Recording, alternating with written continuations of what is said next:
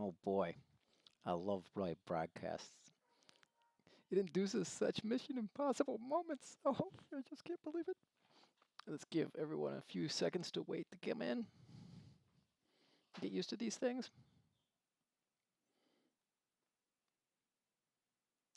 All right. So far, we don't have any viewers, so they're not missing anything yet. So let me send out a greeting to everybody. Greetings, Houdini fans everywhere.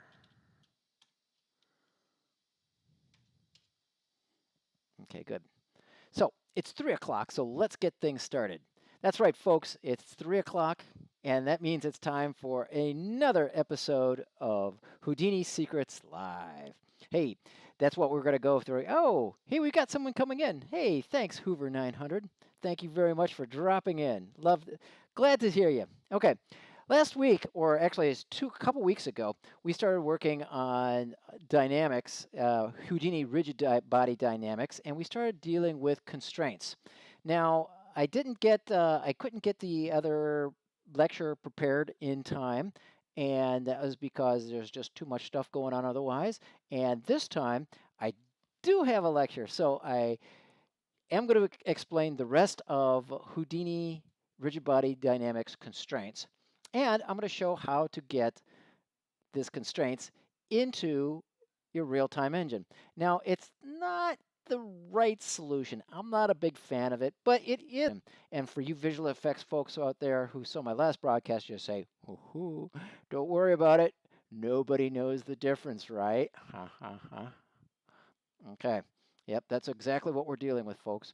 So what we're going to do here is talk all about Houdini dynamics, and we're going to deal with the constraints dealing with it. We're going to wrap up that lecture and then go into how to introduce these into the UE4 engine in real time. Okay, without further ado, let's get going with the Houdini secrets. Okay, ooh, there we see me. Let's not see me. Let's see some Houdini instead.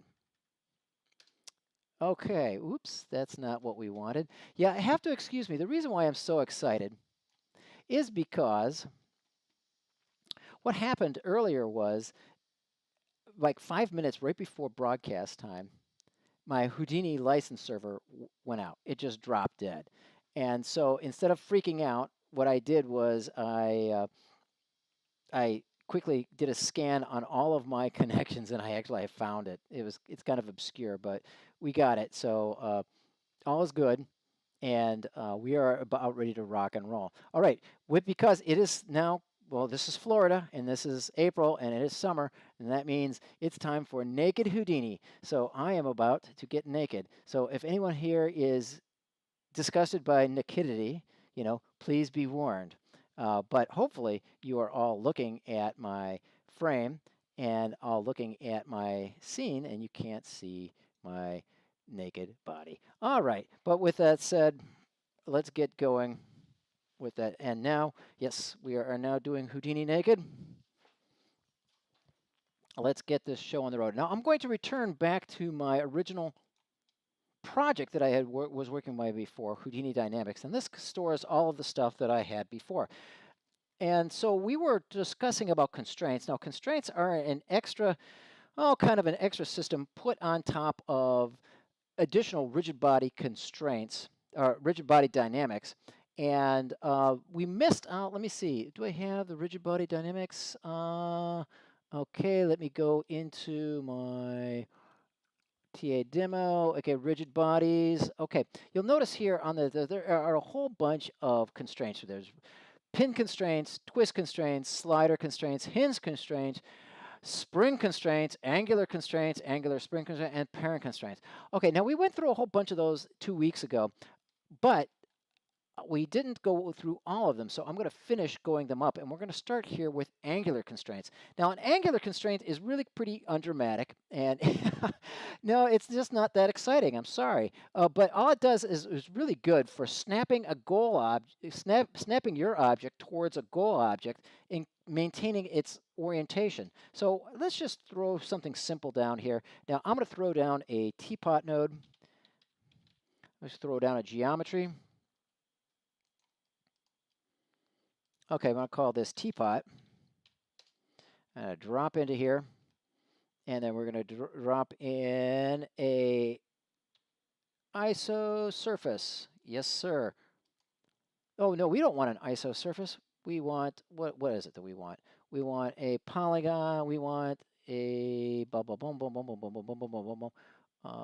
What is it? What is it? What is it? What is it? What is it? What is it? What is it? What is it? What is it? Oh, I can't remember. What is it? A Platonic solid. Yes, that's what we want. Platonic solid. Off to a great start here, folks. Platonic solids, and yes, that is the place where we can find our teapot. Yes. All right, now we've got a teapot here, and it is not good because it is a patch. If we take a look at the information, we'll see that it is Bezier surfaces, which is pretty, but pretty not good for doing dynamics. So we have to turn this into something that is a little bit more dynamic. And so we're going to drop down a convert SOP. Now this conversion SOP is going to transform this into polygons. All right, so we've got our polygons here, which is good. All right, now we've got that, and so it's a little bit complicated, and for brevity purposes, you'll see that it's sitting right around about 1,600 polygons, which is a little bit too much. So we're looking at divisions per span. We're just going to change that to 1. Ooh, look at that. Divisions per span is 2, and it is sitting right now at 297 polygons. Oh, okay, well, this is much nicer. So that's pretty cool. All right, so we've got that going. So let's append a null SOP as for it. I'm just going to call it teapot. And that will be our anchor for this. So we're going to go and go up a level, and then we're going to turn our teapot into a hero object. So I'm going to click on hero, got to select on my teapot, hit enter. Okay, now this created an auto DOP network. Now, in case you don't remember what happens last time, if we go drop it into our object, Houdini automatically appended a REST SOP and a DOP import. Now, a DOP import is kind of the control port or the launching off pad for going into dynamics. So in other words, for what it does is it goes all the way down the chain until it hits a DOP import. And then once it hits a DOP import, then the information pops out of here and then goes right into the auto DOP network, and it goes right into here. And this is where it goes into the flowchart for the rigid body solver. All right, everything's cool. And so let's go ahead, continue, and then drop in Roberto. Yes, everybody loves Roberto, right? So let's drop in Roberto. I'm going to label this Roberto. We're going to drop into here. We're going to drop in a Roberto. Here we go. And then let's go ahead and, since we've got Roberto sitting there, let's go ahead and just put in a null node right in there. And let's just make this our Roberto anchor. Okay. Now I'm going to hide my teapot. Now I want Roberto to be a hero object too. So I'm going to click on RBD hero object, click on Roberto, enter, and then nothing seems to happen. But, aha, that's what it seems like. But if we go into drop into Roberto, we see that it also has been appended with a REST SOP and a DOP import SOP. And that means is that the information is flowing out of Roberto, and it's now going into our DOP network. And we have our teapot and our Roberto node flowing into our merge node, and that converts all of our objects into one kind of rigid body mess, I guess, in other words. I don't know. But let's see, let's get things going here. Let's set things going with a, get the teapot moving around. And so let's go put the teapot, let's put a spring SOP on the teapot and make sure that the teapot is moving around. So I'm going to drop in here a spring SOP, a spring RBD spring constraint. Okay, and then for my constraint object, let's make it the teapot. And my constraint location, let's make this 0, 3.5. And we should be good to go. All right, now let's go ahead and add a So let's just make sure that this works. If we hit play, a lot of chaos should ensue.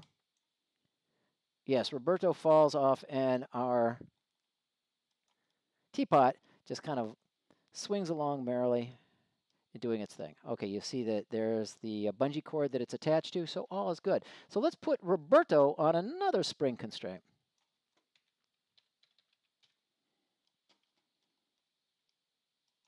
Honestly, for the effect of this particular effect, the setup is far more dramatic than the actual results itself. So I'm going to append another rigid body.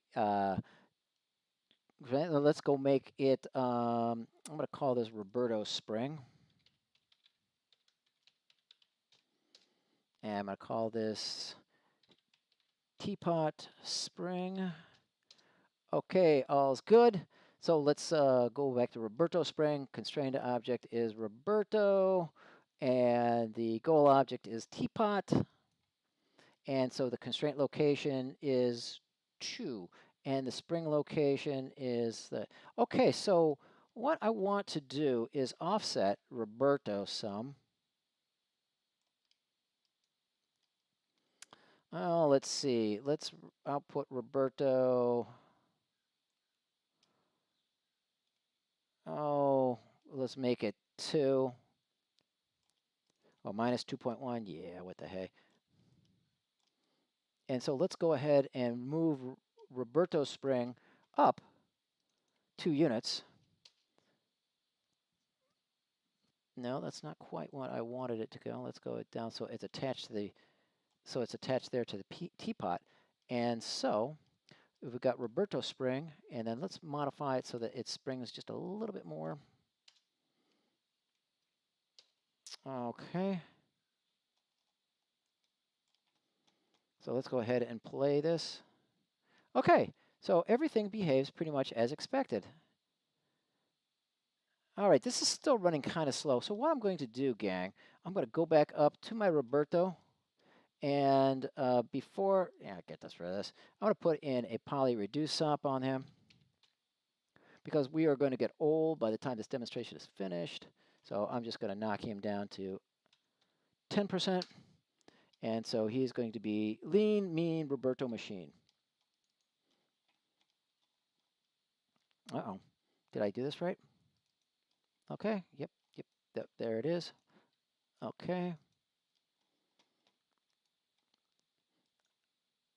Okay, so it's still kind of slow, but anyway, we've got Roberto going up there, and we've got things set up. So I thought you said we were going to be working on angular constraints, and indeed you are correct. We are supposed to be working on angular constraints, but this is all the setup thing. Okay, so let's go and put a angular constraint on our teapot.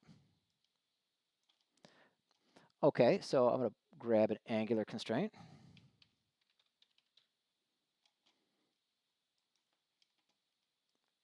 Yeah, drop that in there. And I'm going to call this teapot angular. All right, very good. And so the constrained object I'm going to put in here is the teapot. And I'm going to put the goal rotation on here to be 90. Now, because we didn't put a goal object in there, it assumes that the goal object is going to be the orientation, or it's going to be the origin. Now notice that when we put that on there, whoop, there we have our thing. But when we go through and we go frame by frame on this, oops. Okay, we went a little bit ape nuts here. Goal, okay, the teapot is, so let's go for the goal rotation is a little bit cuckoo nutty. So let's go with something like 10. All right, and then mix this. And then you see the teapot has rotated about 10 degrees. So for some reason, I've had difficulties with the with the angular constraint when it goes to 90 degrees. Maybe this is a aliasing error. I'm not sure. Maybe it's a problem with gimbal lock. I'm not sure, but as you can see, that what we're doing is we're rotating almost 90 degrees there, and so we're rotating the teapot. And as we execute this, the teapot rotates into place, but Roberto does not. Now, Roberto just kind of swings along here. Now, if we wanted to get Roberto to conform to the teapot, what we would have to do is set up a second angular constraint. So I'm going to drop in a second angular constraint. Come on.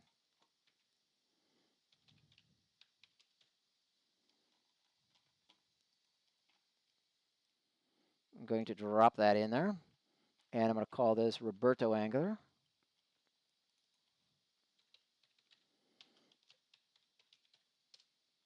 All right, and so my constrained object is Roberto, and my goal object is teapot. So whatever the teapot is going to take on, we are going to, and so my constrained location, I'm going to put in at, let's move that up. So, okay, let's leave that right there. So we want it to be right there on here. So when we hit play, with this goes through, we're going to have to go through this frame by frame, real sneaky like.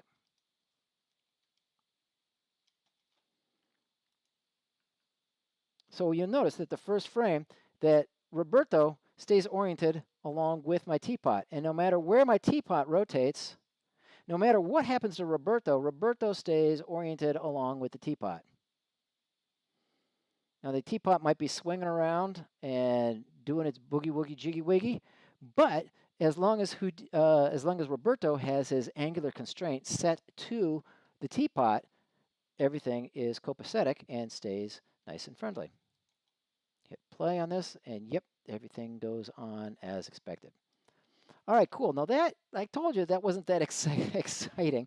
Sorry if you were expecting more than that, but that's really all that the angular constraint is really good for. Now, if you happen to know of any other uses for angular constraints of what I'm demonstrating it, please feel free to share with me, and I would love to hear about this. And now remember, this is the first time that I'm really doing a deep dive into rigid body dynamics inside of Houdini, so I'm kind of learning the ins and outs and the gory details just like you are. So the next constraint that we're working with, excuse me, the next constraint that we're going to be working with is an angular spring constraint. Now this is just like the angular constraint, but with some spring action instead. Okay, so what we're going to do is I'm going to remove the teapot constraint. I'm going to remove this teapot angular constraint. And then all I'm going to do is replace it with an angular spring constraint. Basically, it's the exact same thing as an angular constraint, but with some spring action involved with this. And so what we're going to do is put this, and I'm going to put this to be teapot spring rotation, spring angular, yes. Okay, we've got the teapot spring angular going action here. Okay, we've got our constrained object, we've got our teapot object. We're going to leave it with the world, and we're going to put goal rotation of 90 degrees in here. Now, is this going to freak out? I do not know. Maybe it freaked out last time, but let's see if it freaks out this time. Oop, yep, it freaked out. So let's change this to 85 and see if this freaks out again. Okay, excellent. It's working as expected. Notice that Roberto and the teapot are staying aligned with each other. Now, Roberto is just using a angular constraint, and it's staying angularly constrained to the teapot, no matter what the teapot is, but it's bouncing around like a biscuit. So, therefore, it is working and behaving as is expected.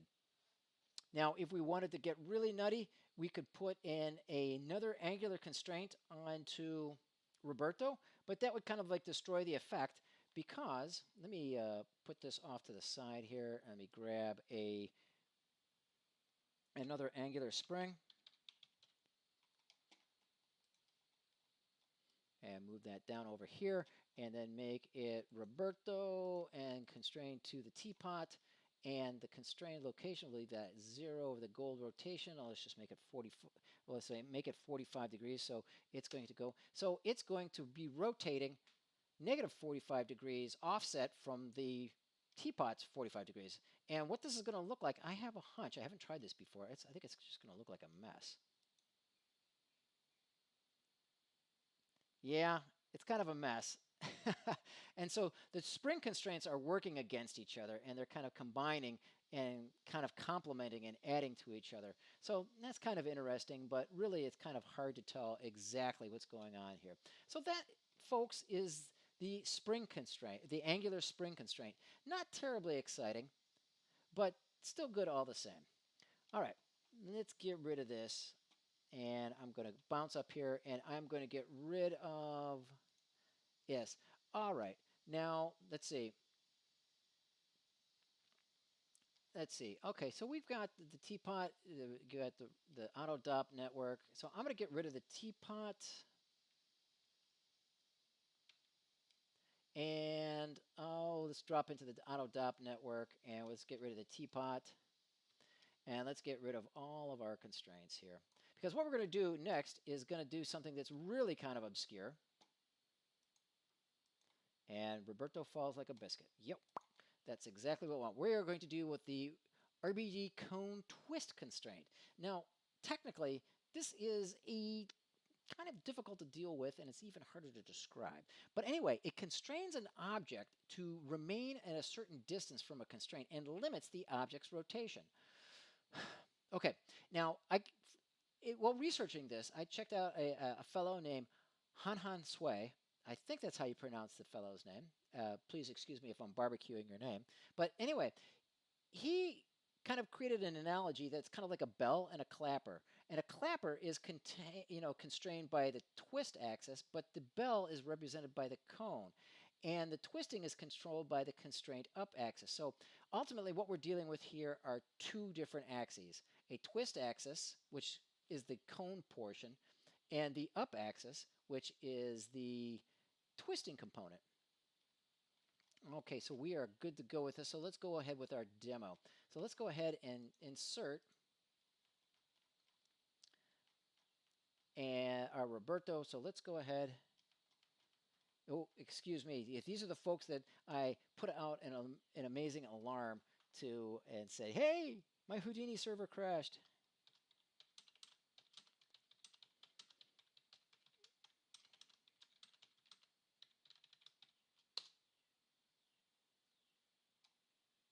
Yep. Okay, so let's go ahead and add ourselves one of our angular, our cone twist constraints. Now, I'm also cone twist constraints, RBD, cone twist constraint. Yes, let's drop it in here. Now, I've also noticed is that, okay, Roberto is on there. Let's see. Constraint location is, okay, let's see if this works. I've lost my bearings and I can't remember where Roberto is with us, so this is going to be late. But anyway, as I was saying, the cone twist constraint is also, it also is dealing with, well, let's see. If you are dealing with the ragdoll constraint of doing crowds, using the Houdini crowd system, then it works. And it works for there. And how it is working, I'm not quite sure because I haven't really studied the ragdoll thing. But notice here, this is RBD ragdolls, and there is a bullet ragdoll server. That's something yet to explore again further. Maybe I'll go into that when we deal with crowds. And I would like to create a series of how to really do Houdini crowds well. That seems like it'll be a lot of fun. Anyway, we've got the twist angle. So let's create the constraint location as negative 0.5, negative 1.5. I'll move that over here. Okay, we've got negative 1.5 and we've got 2.3. Okay, let's leave that at 1. and leave it at 0. So we've got that, and so we've got this hooked up. Oh, the constrained object, we got to put Roberto on there. And so the goal object is just going to leave it as the world space. Now notice when we hit the play, what's going to happen? Okay, Roberto just kind of swings around because he's on a clapper. You know, clap on, clap off. No, he's, imagine if you can, that little blue doohickey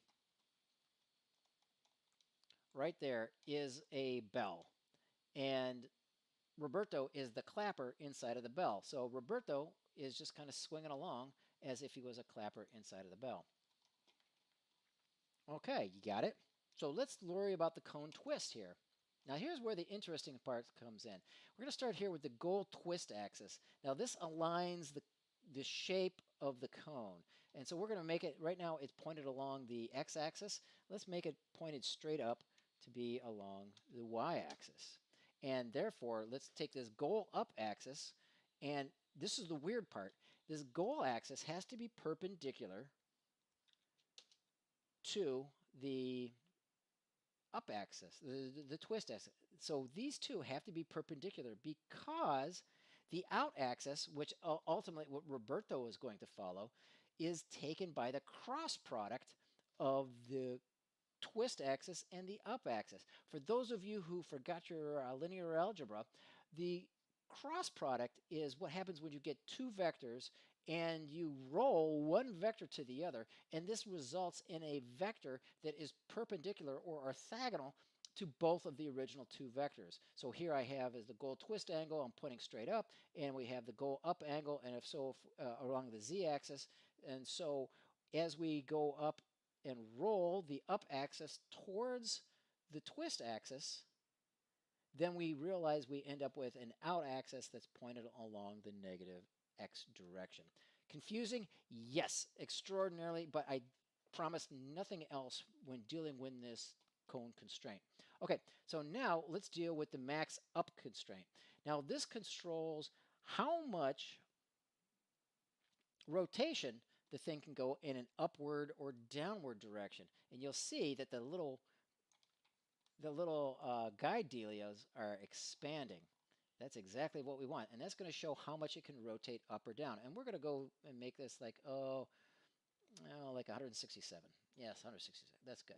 Now the maximum out rotation controls the maximum rotation of the bell side to side. So we're going to make this a little bit wider. And we're going to hear something like this. Okay. Now let's go ahead and play this a little bit. So now you see Roberto is kind of like going along here, but he's kind of bound by those little blue areas. So it should be cool. And we should be dealing with that and no problem. So Roberto is kind of like behaving as proper. All right, stop, please.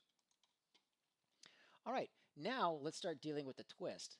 Now, this controls the amount of twist inside of the bell. So let's make this 28.6. So we're going to put this, the max twist. And we're going to bring that up to, let's bring that up to here. Okay, somewhere around 20. Oh, that should be good enough. And now let's see what happens when we do this. Okay, notice that this controlled the twist, and the separation, now we have two angles here. Notice that the out vector here is now pointed out along this direction, and it's in between the two twistness. And so now let's go ahead and put in some softness. Now that ultimately is, if this is the bell, how quickly are we going to strike the bell? So if we move the softness down, oops, let me stop this. Now if we move this down, we can see that it is really tight up here, so it doesn't strike the bell much, and so it goes down and it's going to strike. Okay, so this is about the maximum amount of freedom, so let's see what happens when we play this.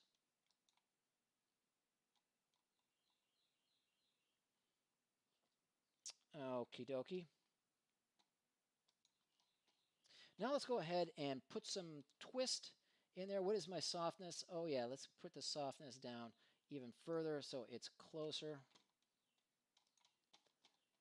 So let's move this down to here. Yeah. Okay, so it's down there. Okay, let's go down there. Now the goal twist offset. Yeah, this is just some kind of offset that we toss in here. Let's make this like minus 36. Why? I don't know. Let's just see what happens when we get this thing started. Okay, Roberto's not doing a whole lot, and that's probably because he's just sitting right underneath the bell and not doing a whole bunch.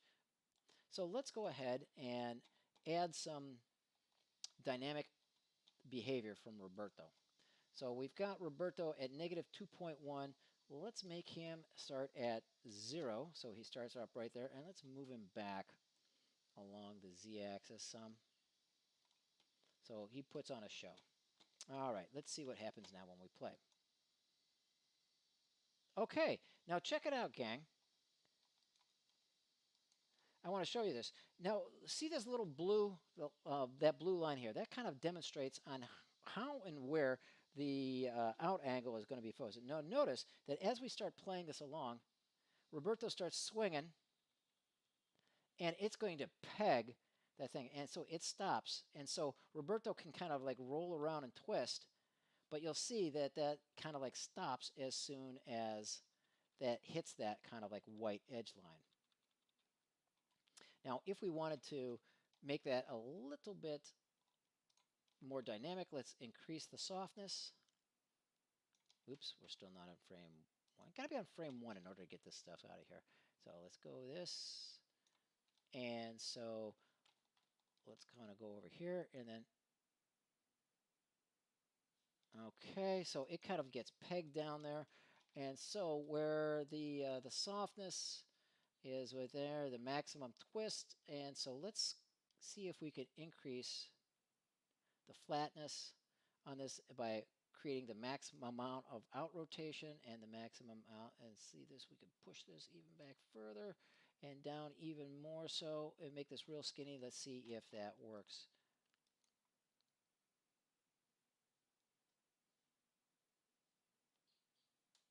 Okay, so we see that it's kind of like behaving like a bell clapper in this. And it kind of controls and bangs against this. And now how this is used, or how it is useful inside of, ooh, twist offset, that's not what we want. Revert to default. Come on. Oh, is it that there? Come on. Delete channel. Goal twist offset. Okay. I don't know why that was at negative 36. Okay. So if we were to put Roberto a little bit closer to our bell, then maybe he won't swing around so hard, and it'll get a little bit more, you know, we get some kind of like a little bit more of interesting activity, and so it kind of like flops over a little bit more and behaves. Now, actually, where I was going before, I'm not sure how this is going to be used. If somebody understands good places to use this cone twist constraint, I know it's used in the crowd simulations for the ragdolls, but where it's used from that, I don't really know. If you understand, please feel free to inform me at any good old time. I would much appreciate it. Thank you very much. All right, now let's go ahead and I'm going to get my Epic engine started here. And with that said, what we're going to do is we're going to export to the engine. Now, this is a little bit tricky, but believe it or not, Houdini VAT can handle the job. It can handle the job pretty darn well, but honestly, I'm still learning the system, and I came up with a solution, and I don't like it. I don't feel it's the right solution, but it does work. And so with that said, I'm going to demonstrate how to get it working, creating another Epic simulation. So what I'm going to do here is I'm going to save this file, save as, oh, I'm just going to call this demo hip. Demo RBD constraints. Okay, that's saved. And now I'm going to create a brand new scene. Okay, so with that done, let's go ahead and create another simulation.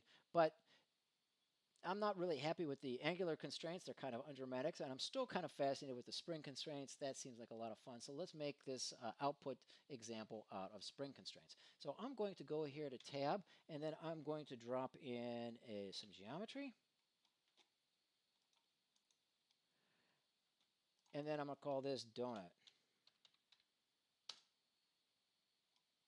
Okay, I'm going to drop into donut. And of course, what I'm going to do is drop in a torus. Okay, so we've got our torus here, and all is good. And I'm going to call this nutty. You know, for a donut, you know, kind of sort of. Okay, now I'm going to convert. Okay, we've got that. So in order to go into engine, we have to do some processing to the units because otherwise it's not going to show up correctly. So I'm first going to keep things very simple, and I'm going to drop in an UV unwrap. I'm going to drop in the UV unwrap SOP. And that is going to get, okay, so I want to view this. Okay, look at that. Isn't that wonderful? I'm going to maximize the spacing by just putting it up to 0. And so there we go. There is our UV. We're going. It doesn't really matter what we're going because this is just a demonstration, but we do need the UV materials in order to go into engine. All right, so we also need a material for this. So I'm going to drop down a material network. And I'll call this donut mat. I'm going to call this, yeah, I'll call it donut mat net. I drop into here, and then I'm going to drop in a principled shader. And this is going to be just a simple placeholder for this. I'm going to call this donut mat. And all I'm going to do is make it red, because that's all we really need for this situation, nothing more. We just need a kind of a placeholder. So I'm going to append a material SOP onto this. And we got the material, and so our material here is going to be ... /... donut. No. We want the donut mat net. There we go. And we want the donut mat. Yes. Okay. We put on the display, and we should have it. Okay, now this is essential for what we are going to try to do next, because ultimately what I'm going to try to do is I'm going to use VAT in order to export all of my simulation at one time. Instead of creating a simulation for each unique object, I'm going to do them all at one time as if it was a rigid body. You with me so far? All right, so we've got that, and so I'm going to append a null node.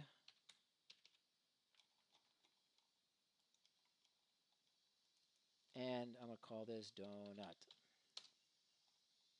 Put the display on there.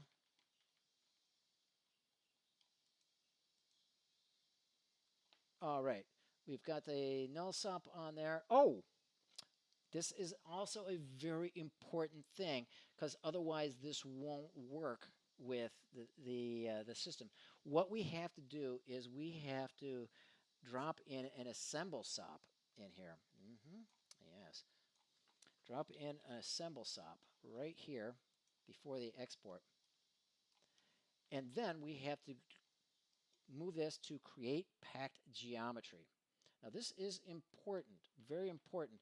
Now if we take a look at the results of the data on this, we'll see that it's just one packed fragment.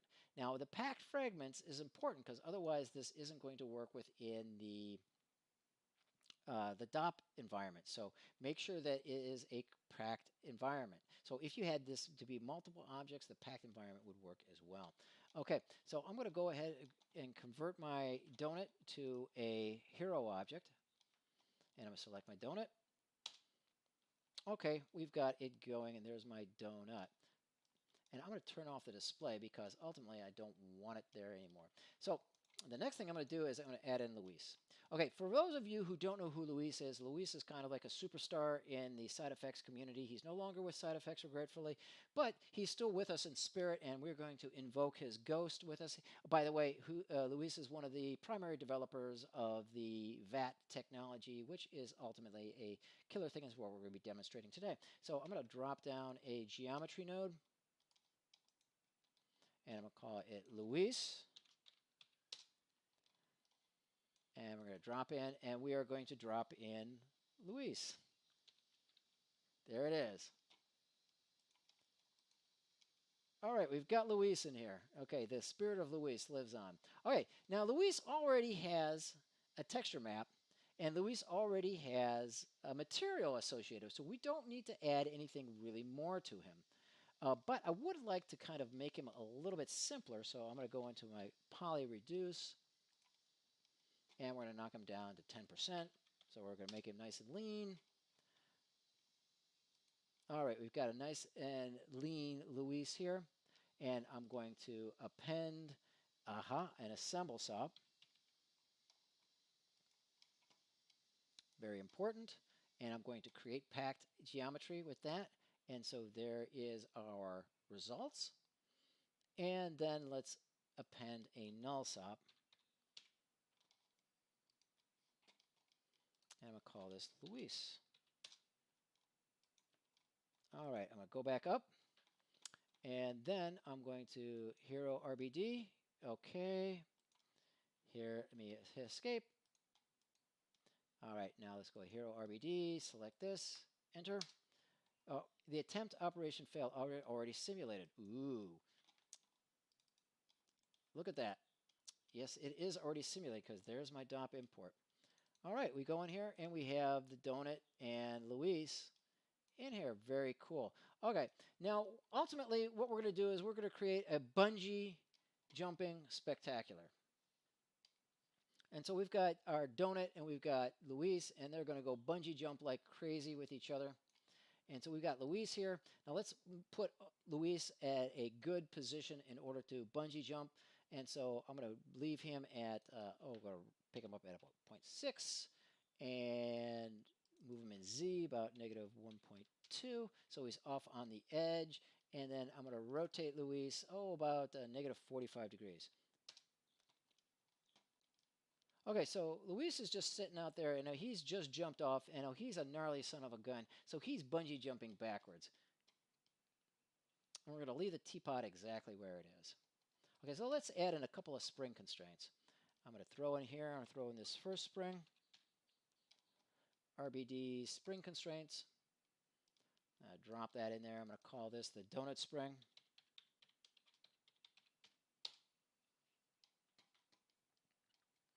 And my constraint object is going to be my donut.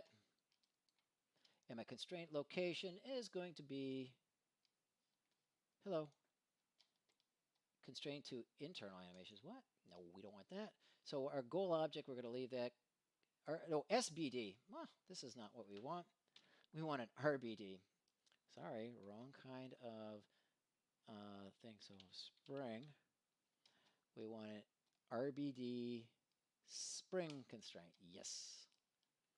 Thought I was going ape nuts there for a minute. Okay. We want the donut to be on there, and we want it to be, about 2.5. So the donut is up on there. So let's go ahead and simulate. And so the donut simulates, and Luis plummets to his doom. All right. So let's go ahead and I'm going to add this, and I'll call this donut spring. All right. Now I'm going to add one more spring constraint. RBD spring. Okay, this is going to be my Luis spring. And then my constraint object is going to be Luis. My target object is my donut. And my screen location is about negative 0.4. So I want it to do at the center or the bottom of the donut, not at the center. And that might help. So let's go ahead and see how this actually works.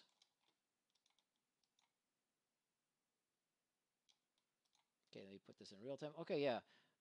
Luis is banging around there, and he's bouncing around, and it's kind of crazy. It's kind of cuckoo nutty. Oh, yes. Okay, that's right. So no problem. So we've got there. So everything is basically good to go. So here we are. I'm going to go ahead and save this just in case something bad happens. So save as, and I'm going to call this demo nutty bungee. Why not? Okay, go back up here to the object level, and I'm going to make sure Luis is turned off. Okay, now before we do anything, we go over here to donut.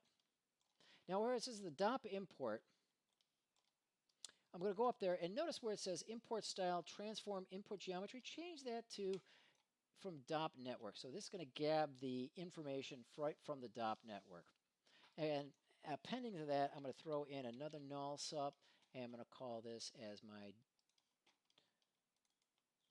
this is my donut out. So donut out. Put that on there. Okay, we should be good to go. And now I'm going to do the exact same thing to Luis.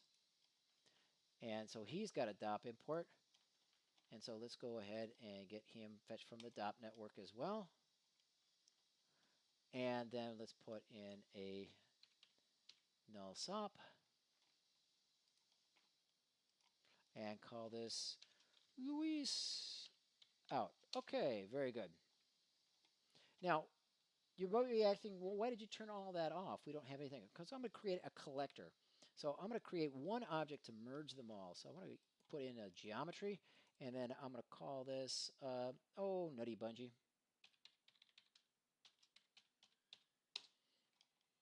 I'm going to drop into nutty bungee, and then I'm going to create an object merge. And I'm going to call this donut. And we're going to import our donut object after the dynamics operation. So dot dot slash dot dot slash. Let's go donut. And we want the donut out. Very good. Okay, transform into specified object into this object. So there we go. There's our donut object.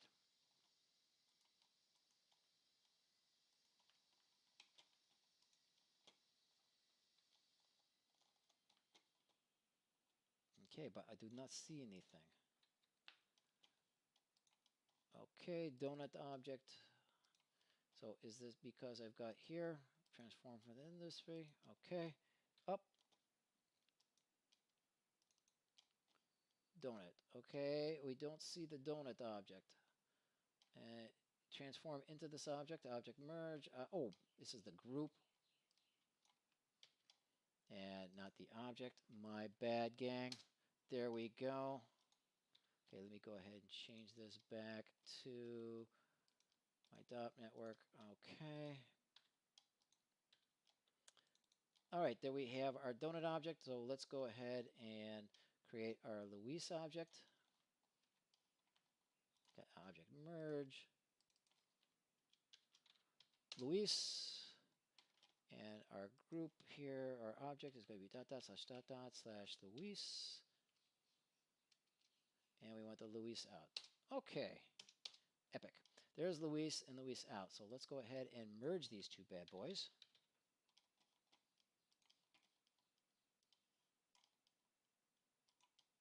And as we play, we see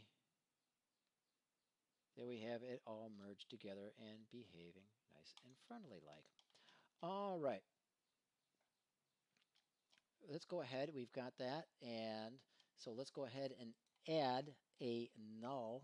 Wait, is Luis transformed into this object? No, we got to do that into this object. Let's go ahead and add a null. Call this nutty out.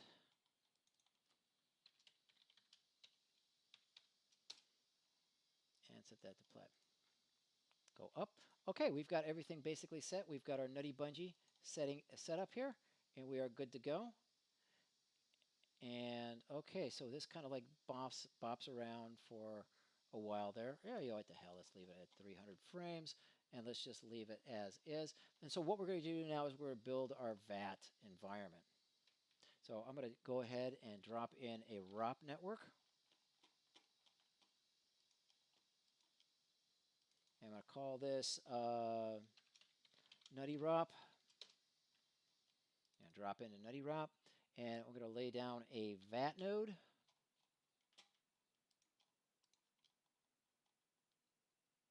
Boom, boom, boom, boom. Yep, it takes a while to run this. It's got to do some pre-processing. So I'm going to call this Nutty VAT. Okay, now here's where I'm going to deviate a little bit, gang, and I apologize for my uncouthness.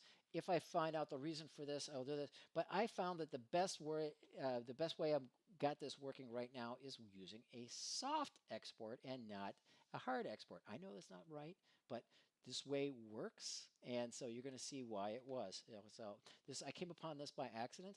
Thought I would share it with you. So I'm going to go / nutty bungee. And we want nutty out. Okay, there's our geometry.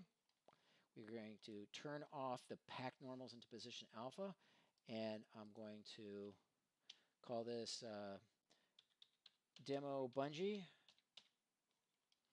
and I'm going to turn on the components, and I'm going to call this demo bungee. Again, okay, demo bungee. I used to know a guy named Kenji. I had Bungee and Kenji. No. But we're going to leave this as we want the positions and we want the normals. And we're gonna, let's do the colors just for giggles. But honestly, we're not going to use them because we're going to recreate our materials inside UE4. Okay, I've got that going. So let's hit yes. And so let's go ahead and build, render. Okay, so it is rendering out. Very good. And I am going to open up my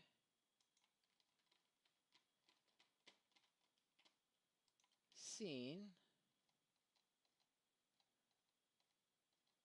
Okay, which scene is it? Boom, boom, boom, boom, boom.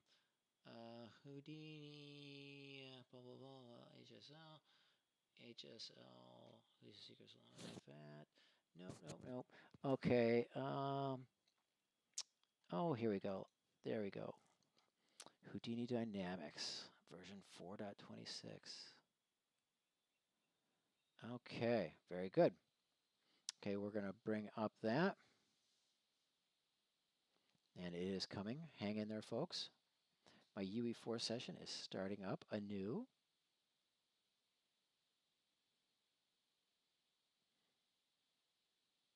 Oh, it's almost here, gang. The anticipation is just crazy. Okay, there is my... Okay, now we've got all this going here. So let's create a new folder here. And I'm going to call this, Demo Bungee. To get all the information in there, I'm going to drop into Demo Bungee. And then I'm going to go and create a brand new level. New level, and I'm just going to create this default, which is good. All right, so I've got that in here.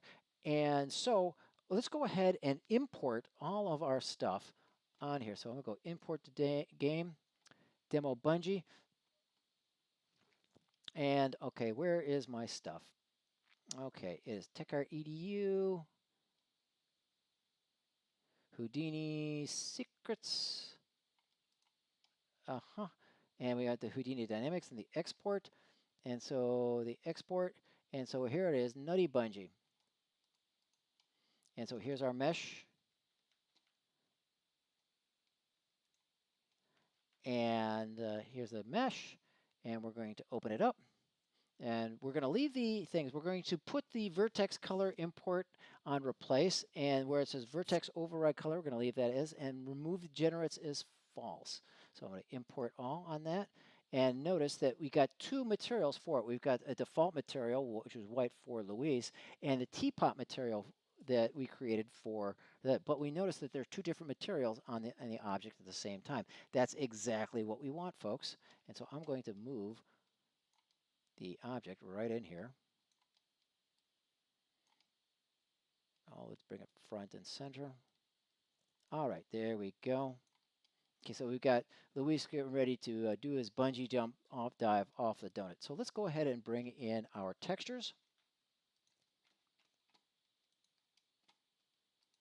Import into game. Okay, here we go. Here's our textures, and here's our position and our rotation. All right, so these, in case you didn't know, the images are being brought in here. It thinks that they are texture maps, but they're not really texture maps. They're just a buku bunch of data. So what we have to do is make sure that they are treated not as colors, but as vectors. So we've got this here. So here's our nutty bungee position. So we're going to change the compression setting to vertex displacement and the filter to nearest. Go ahead and save that. And we're going to do the same thing for the rotation. We're going to change this to a vector and the filter to nearest. Save this, and we are good to go. All right, now normally what you would do is go ahead and copy from Houdini the material function, but we're not going to do that this time. Why? Because I happen to find out that, I don't know if this was intended or not, but whenever you open up UE4 and have Houdini running, somehow Houdini's material functions get automatically put into the UE4's material functions. How about that? So what I'm going to do is start off by just creating a material, and then I'm going to call this m_demo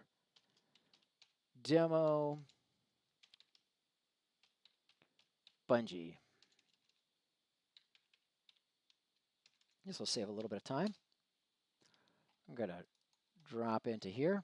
Okay, here we are at a demo bungee. And so I'm just going to go right here and I'm going to look for my side effects because we want this to be soft. So we go soft. And there it is, side effects, MF VAT soft. That's exactly what we want. Okay, so what we're going to do is change the parameters on our material. So we're going to change the UVs and change this to 5. And then for the tangent space normals, we're going to make that false. And then we are going to hook this up. Now we're not going to hook up the color, but we are going to hook up the normal. We're going to hook up the world position offset. And we're going to hook up 1, 2,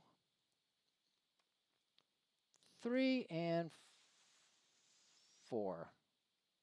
Now to differentiate our two things, I'm going to create a vector parameter. And so the reason why I'm doing this is because I'm going to create different colors of different objects to show you that we are indeed working with different critters. So we've got the color here, and I'm going to put this into base color. Just leave that for now. And then I'm going to put one more scalar parameter in here. Now this is going to be for our speed. Yes, Houdini and VAT elicits amphetamines. Yes, because it deals with speed. Okay, so let's get our information here. And let's go for, oh yeah, what we're going to do is pull this off here. I'll click over onto here, and I'm going to grab my position and my rotation. And, oops, now put those in there. Thank you. Okay, I'm going to convert this first one into a texture object, and this is going to be my position.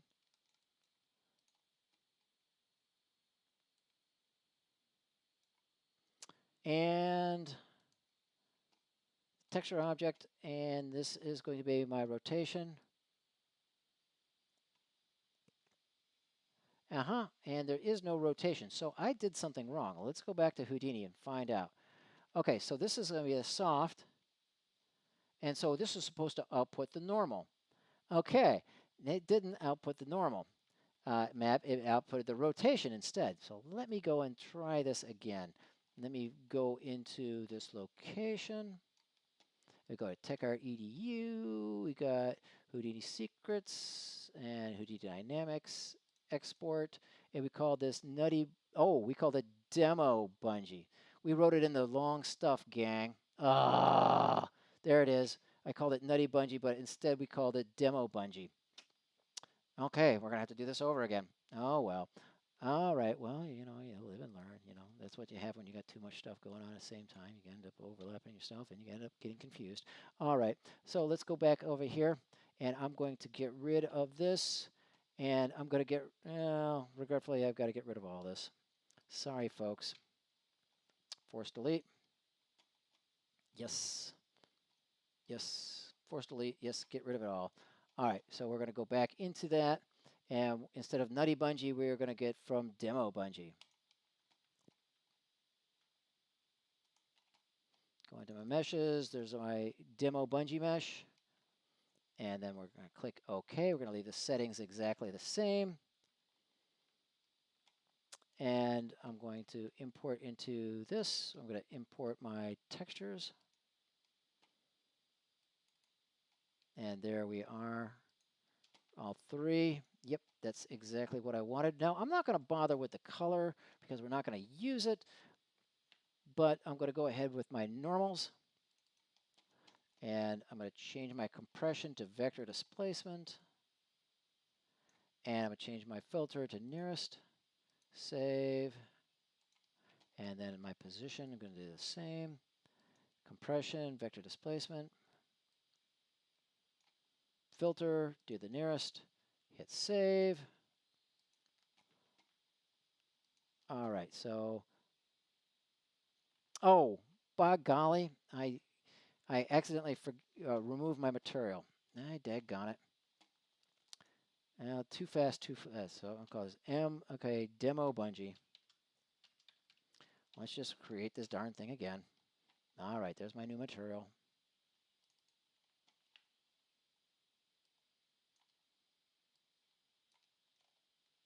All right, so let's go over here and make sure that this has 5 extra UV maps.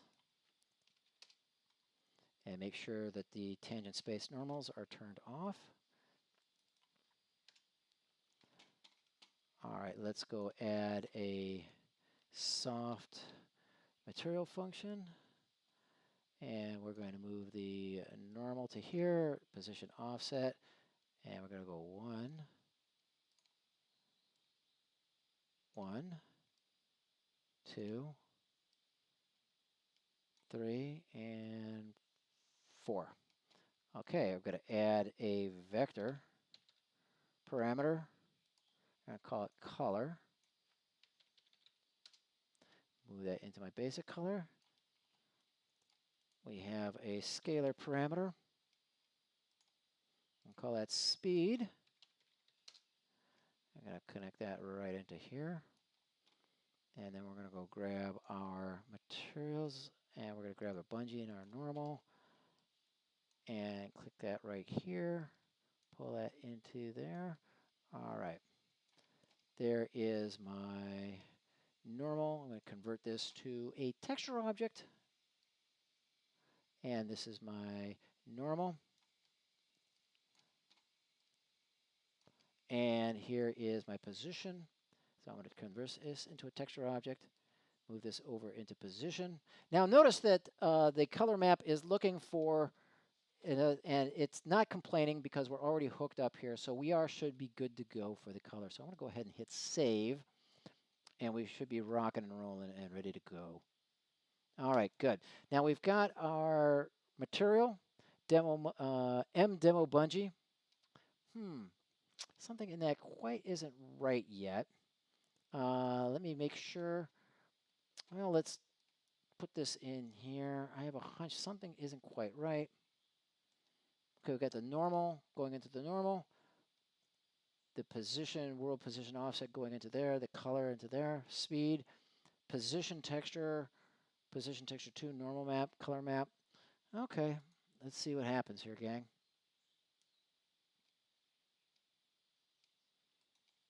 All right, so let me right click on this. I'm going to create a material instance, and I'm going to call this one donut, MI donut. Come on. MI demo bungee donut. Okay. Okay, so I'm going to click on the speed, color, number of frames, position min, position max, textures. Okay, and we're just going to leave that as is.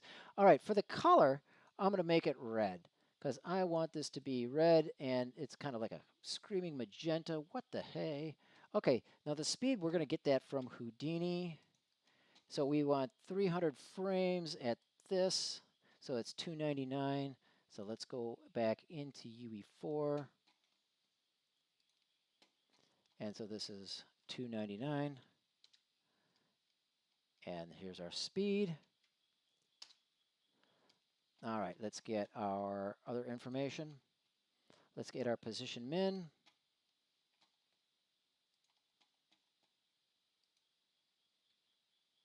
And let's get our position max.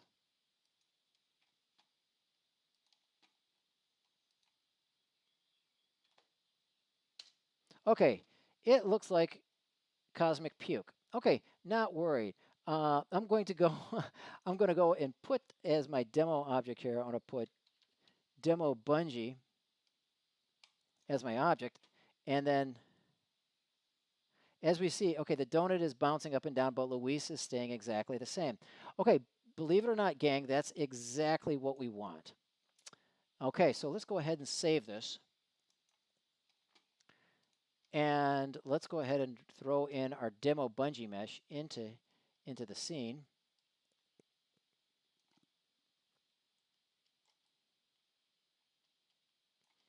And so let's go ahead and drop in our material instance, the demo bungee donut, drop that into the donut material. Okay, there it is. God, is that a horrible, ugly color or what? It is just like lighting up the screen. I'm going to have to get rid of that. But it looks like our bungee cord is working just fine. So I'm going to make this a little bit more humane. So bring it down to saturation some. Or keep it at saturation. Let's reduce its value. Okay, so make it look a little bit mysterious. Okay, now that's a little bit better, but oh, what a terrible color. Okay, so I'm going to leave this going for, I'm just going to make a duplicate of this bungee donut here. So click that, hit Control W, and then instead of, oops, I'm going to go ahead and change that name. But before that, I'm going to leave everything the same, but all I'm going to do is change the color. So I'm going to make Luis here kind of green. Now, I know this is showing the wrong thing going on, but that is okay. I'm going to leave that okay. And all I'm going to do is save, and my name is all messed up, so I'm going to right click on there and change the name. Rename. And I'll call it Luis. And then I'm going to drop this in onto my Luis material. And there we have it, gang. We have our dynamic simulation going on. Beautiful as life, and man, it looks terrible. And I think I have the auto exposure cranked up on this. I must have done this when I was nutting around preparing for this, but as you can see, it definitely works. So here's how we all was successfully able to export our dynamic, rigid body dynamics into real-time engine, and this is how we are able to get everything working appropriately. Now, if I was going to go into production, I would already have a material already created for my source object, and I would already have my material for my Luis, and then I would get all this in place here, but I wanted to get this to you as quickly and as roughly as possible in order to demonstrate this. Okay, folks, that's what I wanted to demonstrate for you today. And that is all of about it. Okay, with that said, okay, here's my angular constraints. Okay, these are all my notes here. Boy, just tell you, this is really backed up here. Okay. Okay, let's see. Join us again for Houdini Secrets Live next week. Now, what we're going to do next week is we're going to deal with rigid body dynamic grains. Now, I have never worked with grains before, And so I thought I'd actually learn it. And so I'm going to do is try to do a quick grain demonstration and do a quick demonstration of trying to get it into Engine once again. Okay, now if you like what you saw and put up with all the shenanigans that we had dealt with today, dealing with all the Houdini and all the wackiness that ensues, go ahead and subscribe. Go ahead and click that down button on the lower corner. Click us on subscribe on YouTube, or go ahead and check me out. I'm Chris Rhoda on Facebook and on LinkedIn, or check out TechArt EDU on Facebook and on LinkedIn.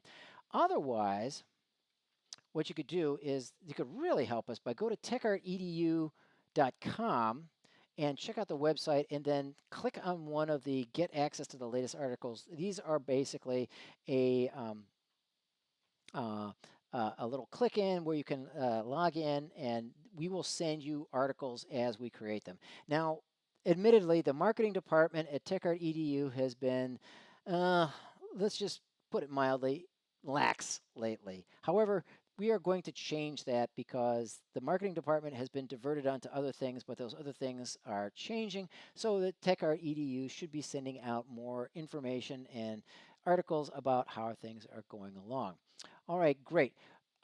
Thank you very much for joining me today, and I look forward to working with all of you again next week on Houdini Secrets Live, where we dive into rigid body dynamics grains. See you next week. Bye.